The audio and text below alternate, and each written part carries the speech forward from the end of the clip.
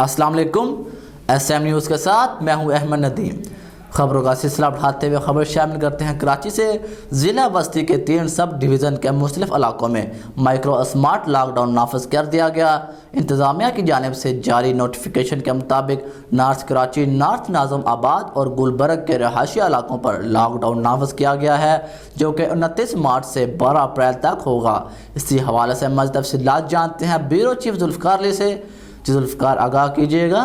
بالکل، انتظامیہ کی جانب سے جاری نوٹیفیکیشن کے مطابق نارتھ کراچی، نارتھ ناظم آباد اور گلبرگ کے رہائشی علاقوں پر لاک ڈاؤن نافذ کیا گیا ہے، جو 29 مارچ سے 12 اپریل تک ہوگا۔